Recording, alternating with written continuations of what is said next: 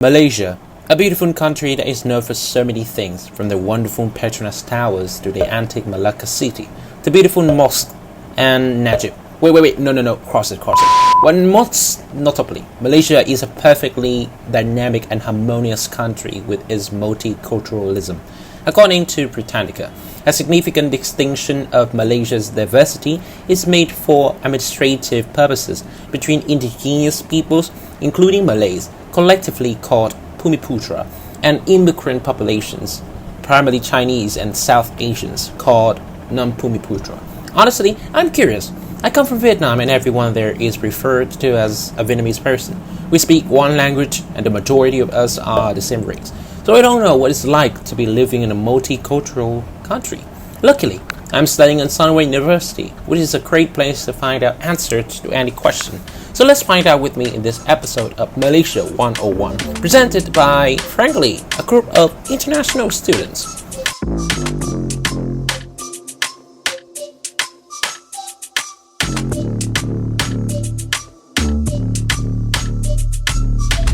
The first thing that we need to do for this assignment is to find as many interviewees as possible who are studying in Sunway University, because first, this is one part of the rubrics, and second, we want to demonstrate how multiracial this country is. But things are always easier said than done. Oh, hello, can I just have an interview with you? Hello. Oh, come on. Can I just... Sorry. Hi, can I just have a... Sorry, I'm in a rush. Oh, I need to interview you. Come on. Hi, can I just interview you for a second? Stranger danger! Oh my god. Why is everyone running and it seems like they're in a rush? My friend said that the general election is coming, so probably they're running to vote. I guess that's my best guess actually. Anyway, after almost 2 days and 3 days and a month going around campus, I finally managed to find a great person to sit with me and to talk about the big issue. First thing first, what are you? What am I? What do you mean? Like, what race are you?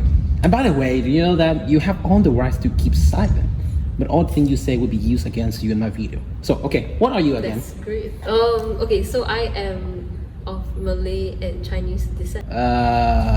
So a mixed child. Yes. I see. Well, okay, talk about that a little bit. How does it work? Because, you know, I think multicultural marriage is not a thing. Not really a thing, but like it's not really popular in where I come from, Vietnam. Looking for a couple who's like interracial marriage is just like looking for an abortion clinic in Texas.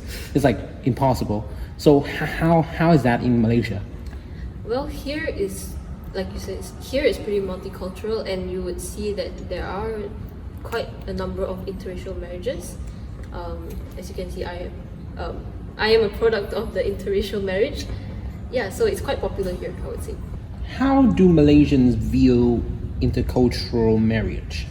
Is that like a big topic here? It's like people hesitant to marry people of different race and different ethnicity? I would say it's quite, as I said earlier, it's quite common. But of course, there are some issues.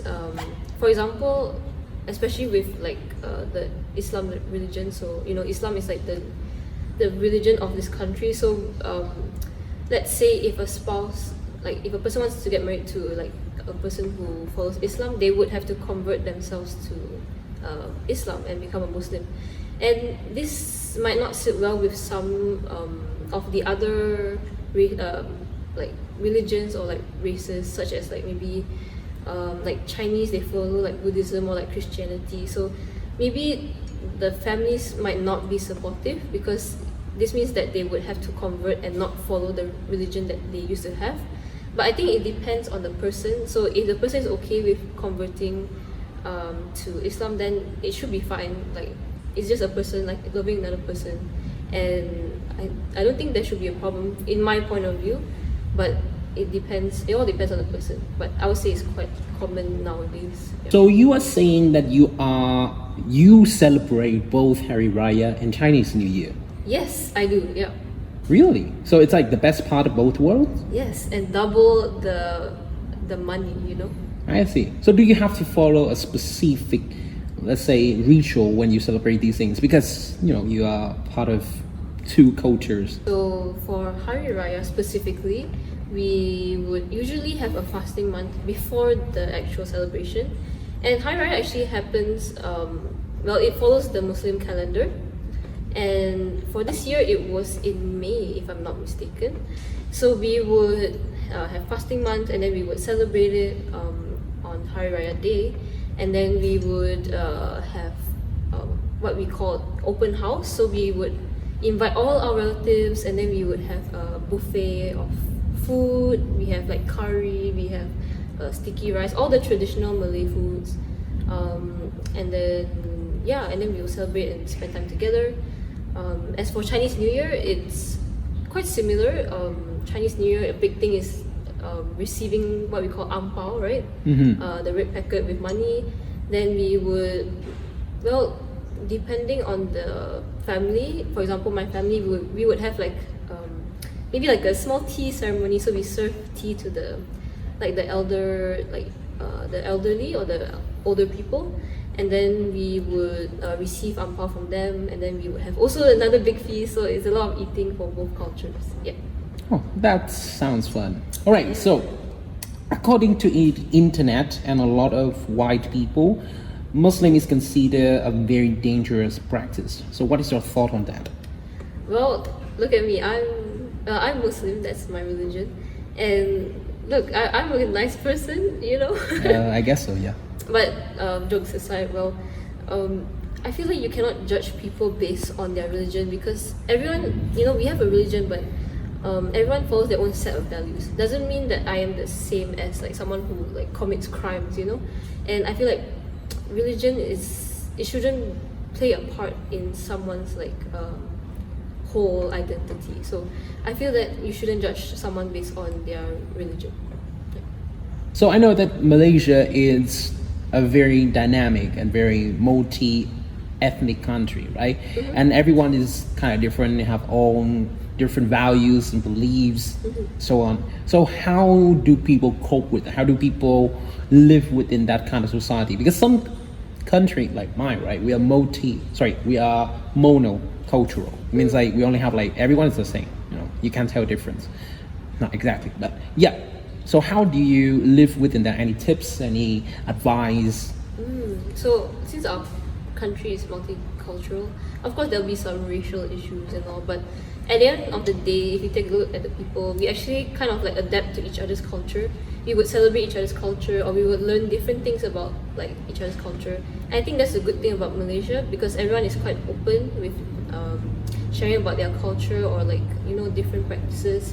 And I feel that living here it's good, and also you get to learn a lot from other people. So there's not much tips about how to live here. It's just if you come here, take advantage, learn more from other people, like about their cultures. Yeah. All right, thank you very much. See you in court. What? Okay.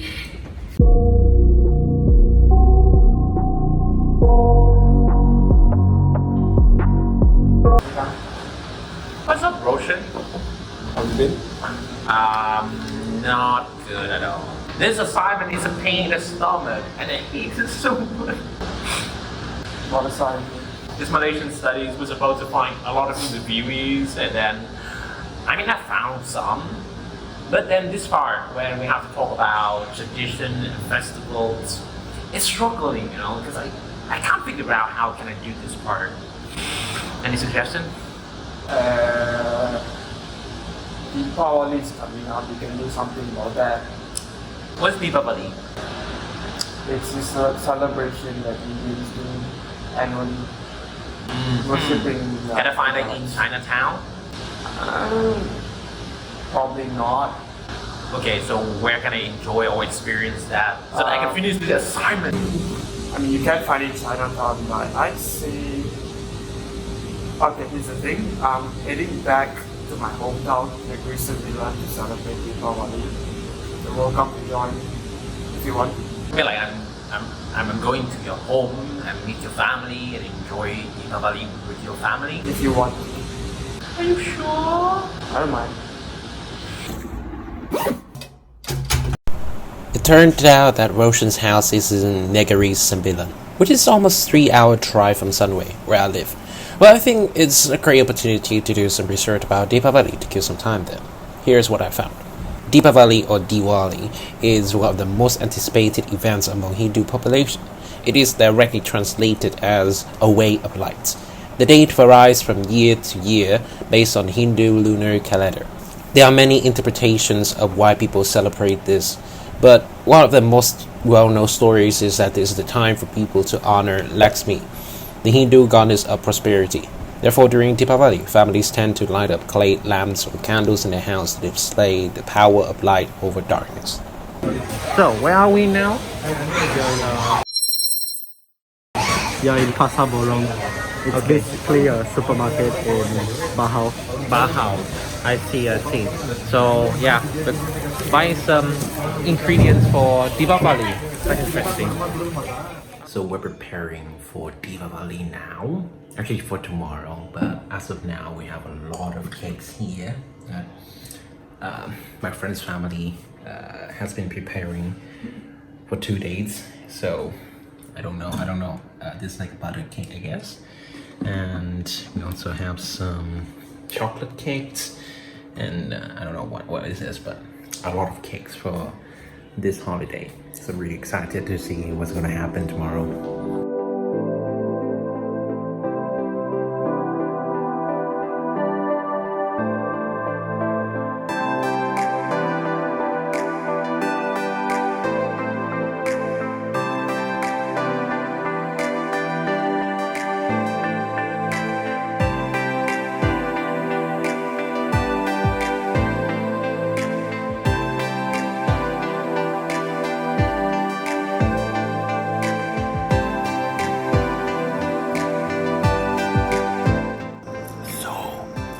Inside like this, and we eat without bare hands. Yeah. That's so cool. This is the best dish, man. What haven't heard about it? What haven't you introduce this to me? You're not that close.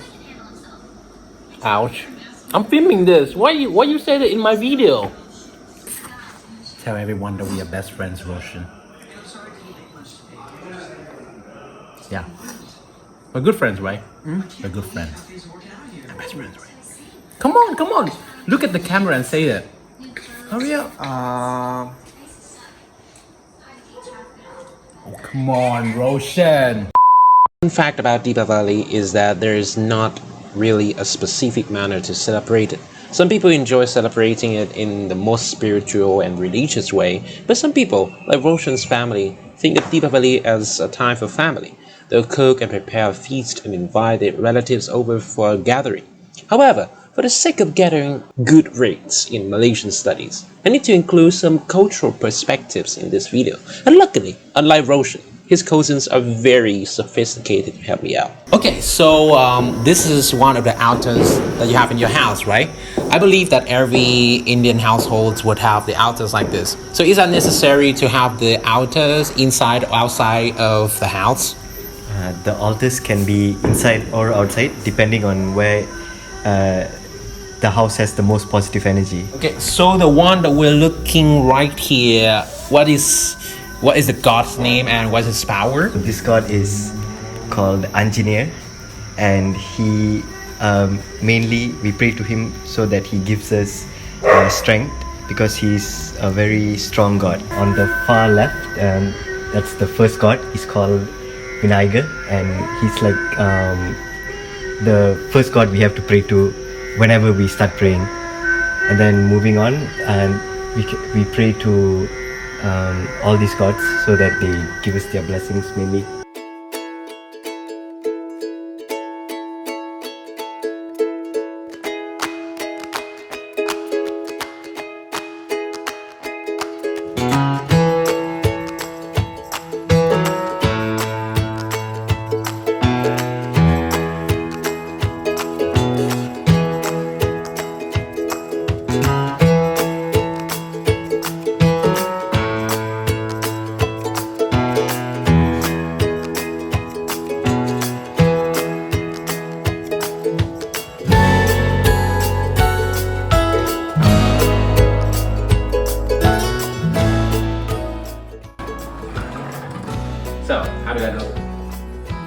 bad, not bad, not bad. Okay, like one of your kind, right? What people Sure. would say, cultural appropriation. But I love it. Well, it looks good, so you know.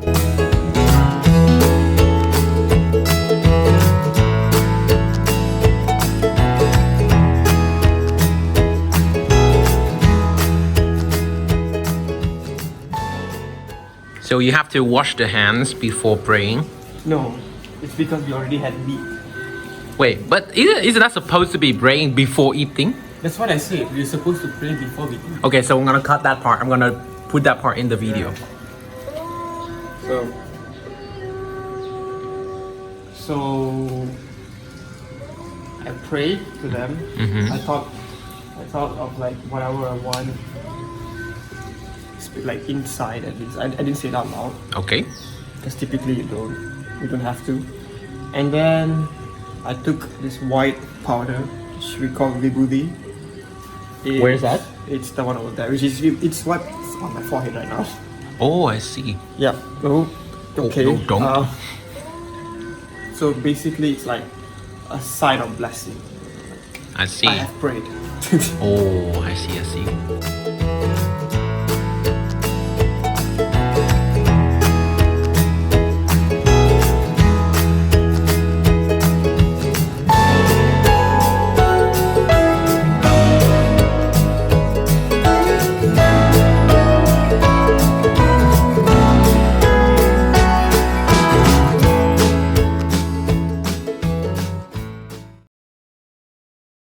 Wait, don't go yet and don't turn off this video. We have a few words for you before we come to the conclusion. Well, you know, we acknowledge that this video is not perfect. There are so many things about Malaysia that we don't bring up in this video, especially the Bumi Putra in Sabah and Sarawak of Malaysia, also known as the East Malaysia. They are very diverse and they have a lot of different types of festivals and traditions that we do not really have the time and we cannot really find the interviewee to put in this video. But you can read about that on the internet. You can find out a lot of fun facts about their culture, about the cuisines, about how people speak there. It's completely different and interesting to me. But what I wanted to tell you is that I really enjoy this in general, doing this assignment and interviewing different people in order to understand the insights and the perspective. You might argue that Merissa part is really serious. I understand that because I feel like I did go between the lines, like the boundaries of getting off topic and on topic. But in general, I like doing that. She did give me some insight of what a mixed child in Malaysia has to go through, some conflicts, some struggles, her perspective toward different people's opinion about her belief and her identity. And I just love that. And I think it's a very crucial part of being a Malaysian as well as living in a multicultural country, that you need to be respectful and you need to take into account different people's ethnicity, belief as well as religion, and you cannot judge that. When it comes to Roshan part, many of you might say, well, this is not traditional. Well, it is not traditional, of course, because Deepavali and a lot of traditions nowadays have been changed and have been adjusted to our modern society. You might have your own opinion. Is it bad? Is it good? Who am I to tell? But the point is, it's just what is happening nowadays. And again, we have to be respectful toward these decisions. We cannot just ask them to follow specific rituals. And that's what I want to tell you. And I hope this video has been informative, has been somewhat inspirational and valuable as well as entertaining for you guys. So if you like this video, please make sure to smash the like button and I will see you when I see you. Thank you very much.